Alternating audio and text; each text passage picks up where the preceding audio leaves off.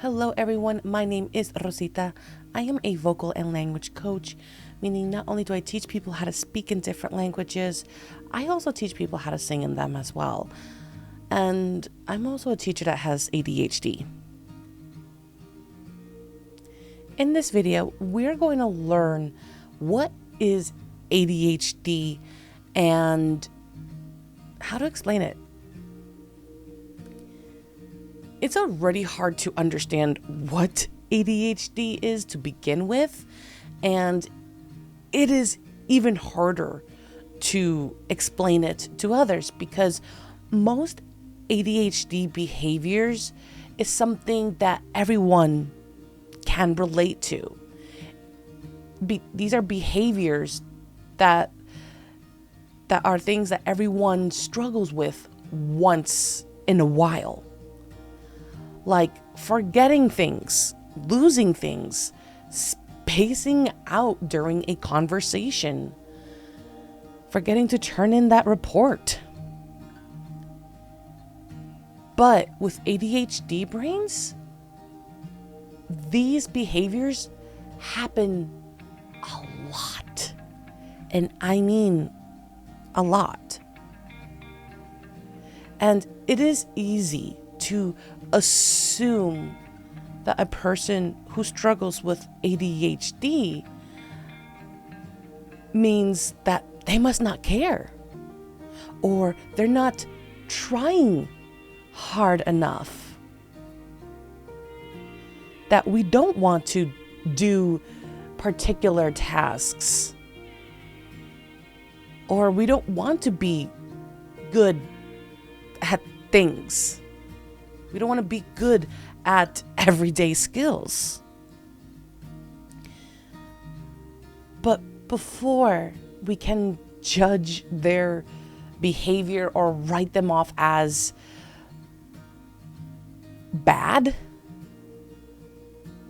it is important to remember that ADHD brains are developed differently, meaning that they function differently in comparison to neurotypical brains, which I mean, I guess, average brains, normal brains. Now, these differences, these behaviors, though, it can be very valuable to a workplace or in school. That's why, based on my experiences, not knowing that I had ADHD, but looking at it now, it was definitely ADHD. There are circumstances where I know that it saved my life. It helped me be where I am today and doing what I love. But one thing too that my experience has taught me, whether it be teaching kids with ADHD or autism or any mental disorder really, and my personal experience, without the right support and treatment, it can be incredibly impairing. There's a huge struggle from like 2018 to now, 2023, it progressed severely and impacted me in many daily things. And it does not help since it is invisible. We can only try to be aware of it. If something feels off, then talk to your medical professional, talk to your doctor. There are a lot of mistruths about ADHD, and there's a lot of stigma against ADHD and mental disorders in general. So for an example, despite the name ADHD, we actually don't have a deficit of attention. It's more so we have difficulties in regulating attention, being able to shift our attention to another task. And this is one of the functions of the executive function system. Sometimes our brains just jump from one thing to the next. And then there are other times that we're just so hyper-focused on one thing, and that cuts out all awareness. I cannot tell you how many times that I've worked on a lesson plan and I ended up having jump scares because my husband's right there trying to communicate with me, and I just am so hyper-focused, everything just turns off. And the executive function system is essentially our self-management system. It allows us to plan, it allows us to prioritize, not get sidetracked, and it also helps us to inhibit or not act on our impulses and ignore distractions. ADHD brains are known to be impulsive, and I'm very impulsive. I knew that about me ever since I was young. Very impulsive. And good things came out of it, and interesting experiences came out of that. But in ADHD brains, the executive function system develops much more slowly than in neurotypical brains. It impairs our cognitivity, and that is due to a deficit, a lack of chemicals that helps this particular system of our brain function. So, guys, we usually know what to do, and we have the best intentions to do the best that we can, except that our executive function, which allows us to execute things essentially, it doesn't work. I mean, sometimes it works and sometimes it doesn't. It's inconsistent.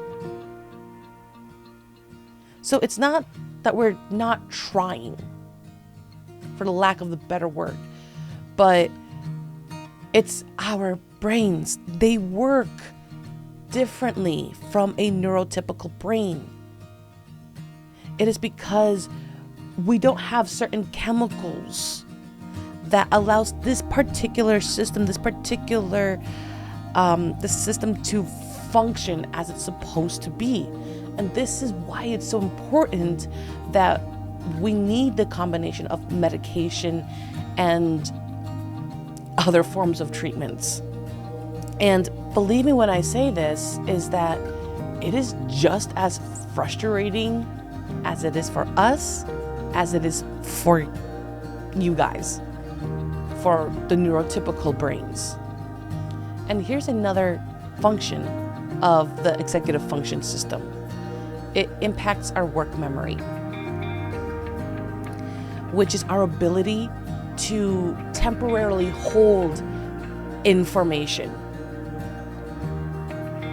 So for an example, a common example is when we're cooking, when we look at a recipe, we try to remember certain steps while we cook, but everyone has a limited capacity of working memory. And with ADHD brains, it's even more limited.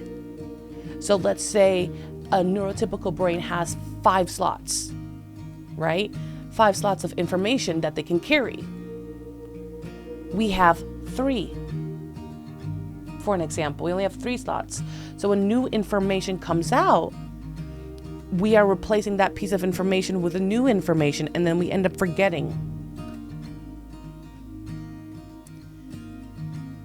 Which is one of the reasons that we ask people to repeat things constantly. And just to give you guys a personal example, is whenever I'm teaching a class, right?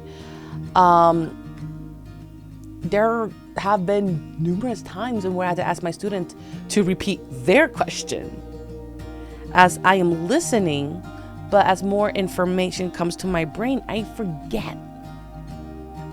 So one of the things that I do to help me with that is to write down the question.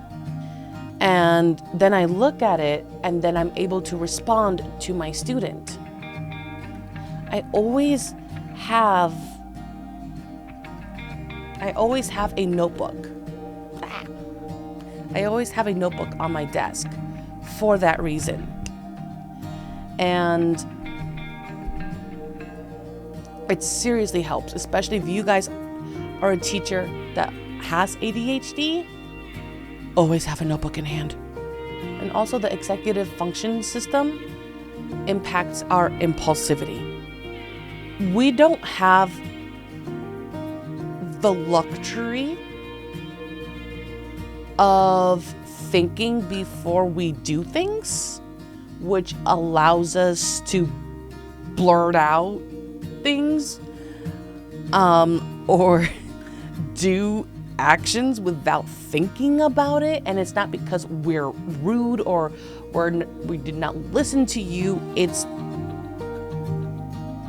the brain does it, not us. The brain.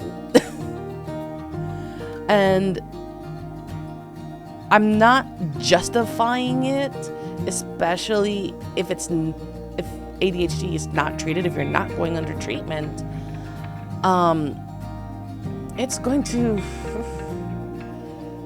there are pros and cons to impulsivity, and I'm going to be doing a whole video on that on its own, because I will tell you this, my impulsive behavior and not being treated led me to my dismissal of my job, which I loved. Well, more so it was actually a combination of their fault and my fault. But definitely ADHD was the cause of my part. And I also communicated with them. But I digress. All right, so let's go ahead and review some of the functions of the executive function system. 1, it helps regulate attention. 2, it impacts our memory. 3, it impacts our impulsivity. Fact about ADHD is not everyone with ADHD is hyperactive, at least on the outside. Sometimes it's internal. So for an example, you would never know that I have a mental disorder. You guys will never know that I have ADHD because I don't fidget. I fidget internally, which means that my brain does not shut off. It's like if your brain was a hamster and it's in that hamster wheel and it cannot get out. It's constantly running and running and running and running and running. And it is exhausting. The brain does not rest. The brain fidgets. It does not stop. And another analogy, too, is that the brain is that ball in a pinball machine. And it's constantly hitting and bouncing between all these bumpers. And to be fair, all this energy does have its pros. it allows us to be more creative. It allows us to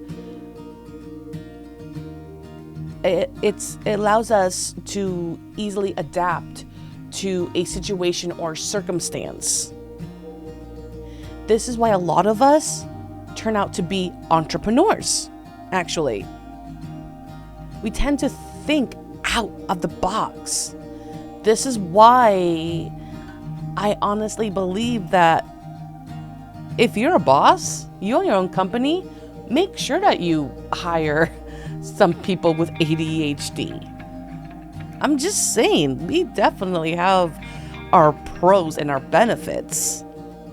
Like I mentioned briefly before in this video, is that looking back in my life, I know ADHD has saved me in certain circumstances, which led me to become an entrepreneur. Even though, yes, I work as an independent contractor, but I'm still kind of my own boss, even though I'm partnered with Lesson Face. And I love it. I love it. My ADHD just, what it allows me to do, it also helps me build confidence. But the stigmas against it, though,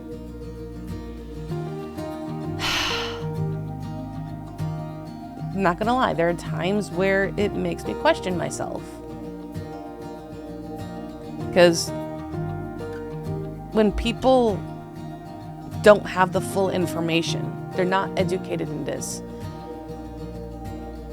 they make us feel small, and they make us feel like we're less of a functioning human and that we're not strong enough. And in actuality, we are.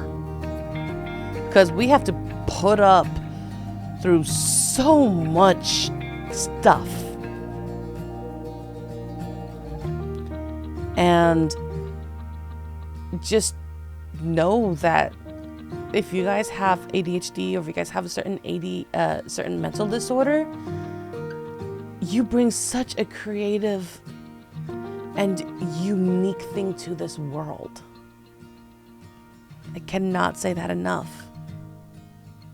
And just know that, and this is going to be part of acceptance, which I'm still trying to accept, because based on those stigmas, that our brain just works differently from other people. And there's such a pro. Now, of course, it is important, and I cannot emphasize this enough, with all mental disorders, we want to make sure that we have the proper treatment. And having ADHD without being treated for so long, despite communicating with the company that I was partnered with, led to my dismissal after 11 years. Even I communicated with them, and to be fair, it was actually a combination of stuff that they did and my impulsiveness. Despite that, I also communicated because I was aware, and that's one of the things of being a teacher, treating ADHD, is that we try to work on communication. And yeah, so I cannot emphasize this enough. If you suspect that you have any form of mental disorder, or specifically ADHD or anything, talk to your medical professional, talk to your doctor, and get tested. And then that leads me to the last thing about ADHD, one thing that you should know is that our brains don't just have trouble of regulating attention, but it also impacts it comes to emotional dysregulation. What this means is, have you ever been told that you were just too sensitive or too emotional? Yeah. We don't know how to regulate our emotions either. And that can lead to impulsive behaviors,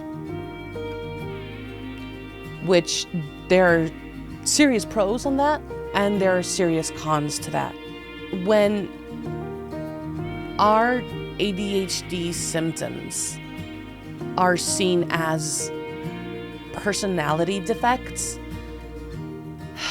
it not only is it hurtful, but we're going to believe it. We're going to believe that we are a defected human being. It takes a huge toll on our self-esteem, and it can lead to other mental disorders, actually, or other conditions like anxiety or depression. And it's really confusing. Either we're the smartest in the room or we're the stupidest in the room. Either we're the most motivated, we are overworking individuals, or we're the laziest. All at the same time. And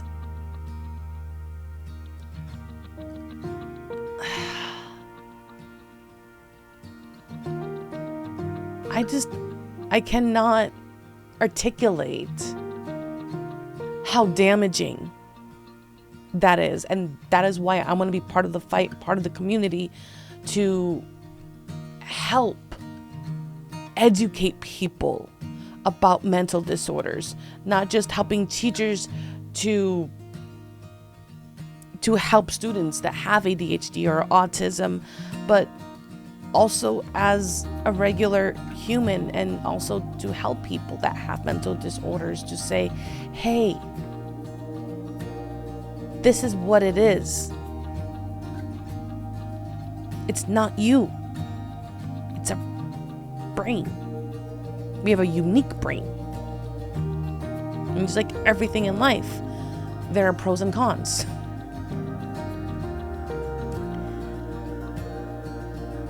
But if we and others understand what our challenges are, we can accept them and find the best strategies, the best treatments to help us work through them. And more importantly, stop beating ourselves up about them so we can focus on more important things. Because, and with being a teacher, seeing these kids, and also looking back at my life, we're never good enough for people because of our brains and how people tell us that we're just lazy and we're not good enough. In actuality, we're more than good enough. It takes us more time to do things.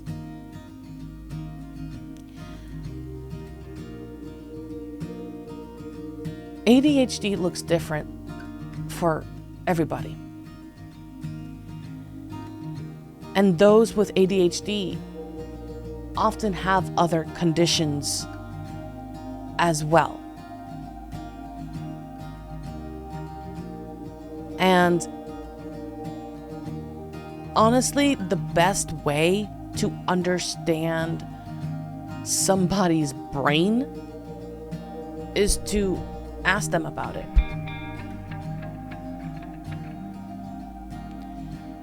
And I know that's sometimes that's more difficult to do so, especially in a work environment.